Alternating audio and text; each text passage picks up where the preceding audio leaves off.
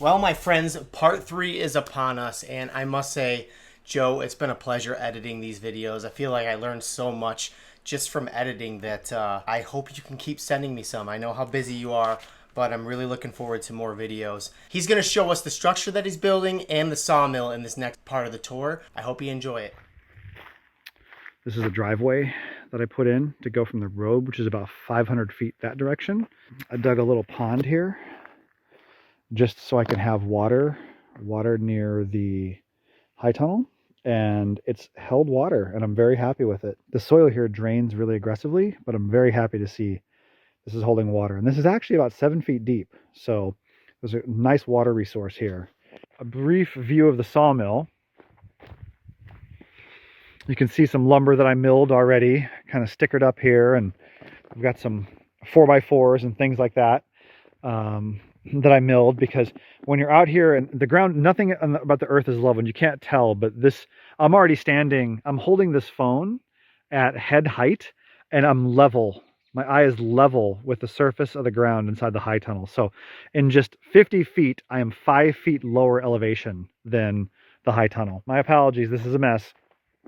This is mostly waste I'm looking to turn into something. This is my sawmill, and the sawmill is where I have done a lot of work. And I'll tell you what, to give you some perspective of how much wood I've cut, this is how much sawdust there is. This is 3.5 feet high. 3.5 feet high of sawdust. It's kind of incredible. The sawmill can cut 16-foot 6 logs, and I have used the hell out of this thing. I purchased this mill at a time when lumber was, one, hard to get, and two, incredibly expensive. This sawmill has paid for itself at least twice over now. A simple log like this is a piece of pine, okay? And this is not a particularly big log. This is only a 11 or 12 inch log. It is 8 foot, I think almost 9 feet total. When it comes to rough sawn lumber, that log can probably pretty comfortably make 3 2x6s and a couple more smaller 1x boards. What I mean by 1x is something like this. You know, it's only going to be an inch thick. Okay. This is a store-bought 2x6. This is a rough sawn 2x6.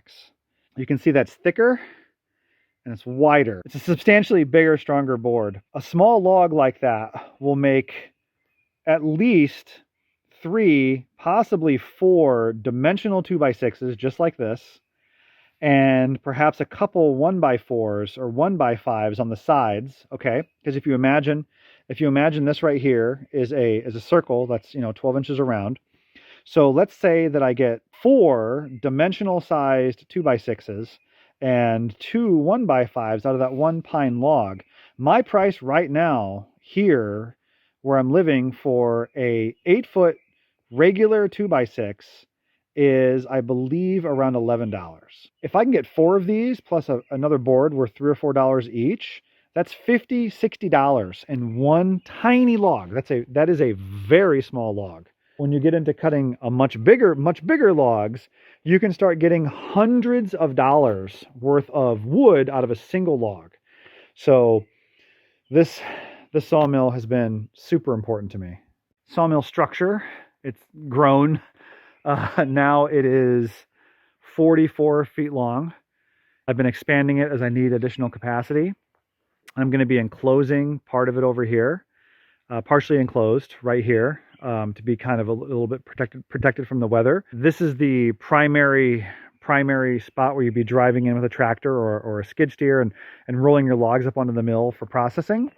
And with the exception of the vertical posts, which needed to be treated lumber because they're going into the ground, every board was made on this mill to build the structure. This is only a small fraction of the material that I have milled.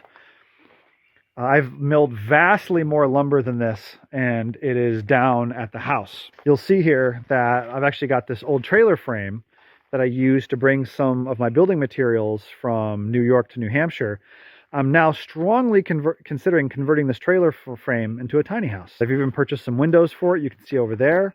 I have access to a ton of building materials, and I have access to a sawmill It seems kind of silly not to turn this trailer, which is not a particularly good trailer for materials because it's pretty lightweight, but would make a great trailer to put a small tiny house on. So I'm considering doing this so that way I can use the home I'm almost done building, the small home, for supplemental income, and I can maybe live in this tiny house while I'm living up here and kind of taking care of my little curtilage, my little garden plot here. I've come up with this system I've never seen anyone do of using this rigid 16-foot fencing you can get at Tractor Supply.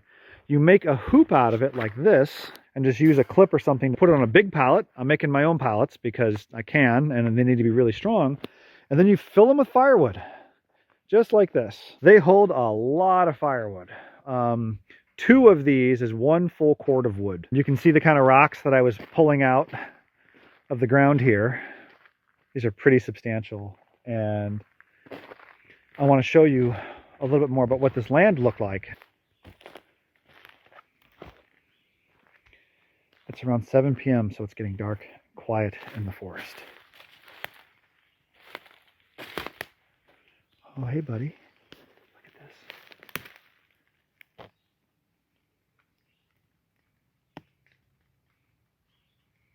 You got to be careful where you step because these are everywhere.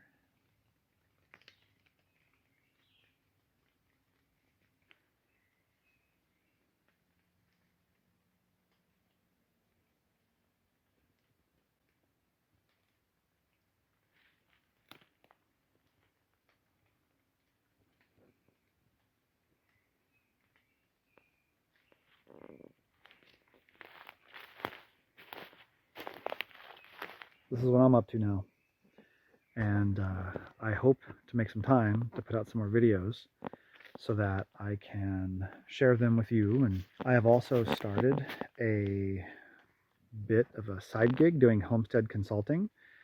It's not so much focused on the agricultural or plant side.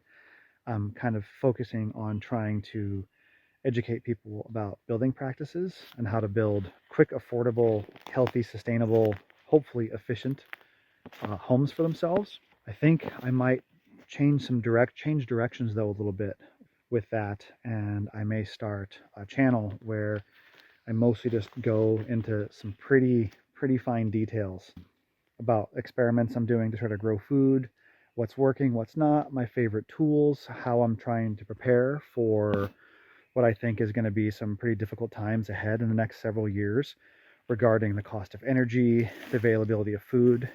If anyone has interest, I'd be happy to film some videos. I'll probably put some up on a channel kind of dedicated to the more nitty-gritty of it, and I'm gonna try to make the time to keep sending some stuff to John so he can update everybody on his side of things.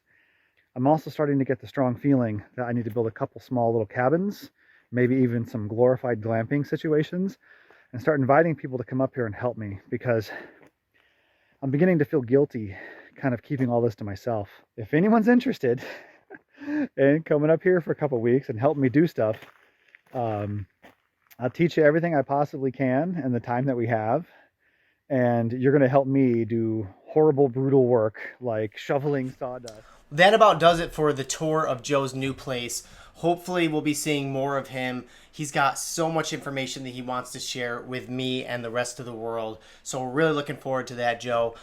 And if you know somebody that's interested in homesteading, please show them these videos. We'd love to help out in any way, shape, or form. I'll see you guys in the garden or in the kitchen. Make sure you subscribe to this channel and have a good rest of the week.